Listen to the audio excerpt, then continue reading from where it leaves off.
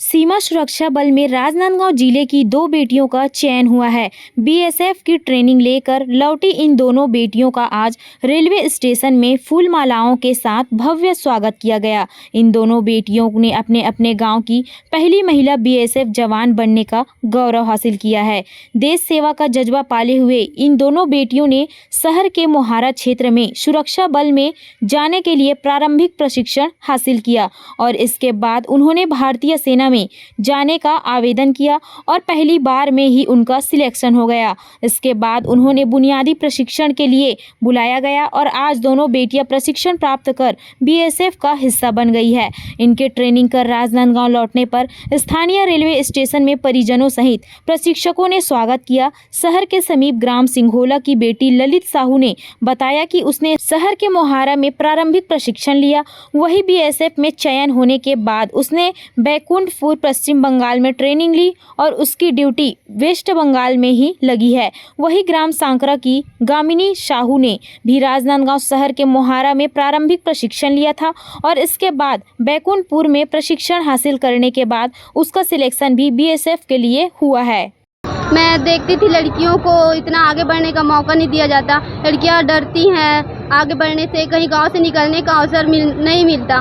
तो सारा देख के और अपनी फैमिली को सपोर्ट करने के लिए बेटियों को भी चाहिए कि आगे बढ़े, फैमिली को सपोर्ट करे।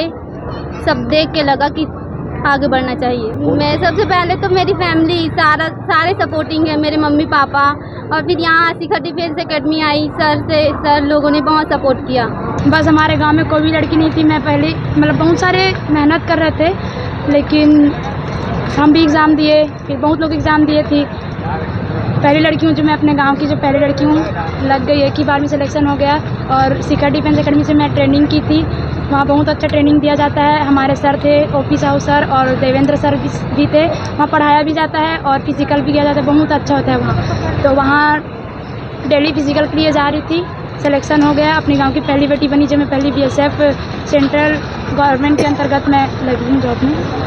भारतीय सेना में गई इन दोनों बेटियों को प्रारंभिक तैयारी का प्रशिक्षण देने वाले ओम प्रकाश साहू और देवेंद्र कुमार देवांगन ने बताया कि 2023 बैच में 2 लड़कियों और 4 लड़कों का चयन केंद्रीय सुरक्षा बल में हुआ है, जिसमें गामिनी और ललिता सहित 3 लड़के बीएसएफ में हैं। वही एक युवक का चयन असम राइफल में हुआ है। उन्होंने बताया कि जो युवा ट्रेनिंग के लिए फीस नहीं दे पाते हैं, ऐसे बच्चों को निःशुल्क ट्रेनिंग दी जाती है।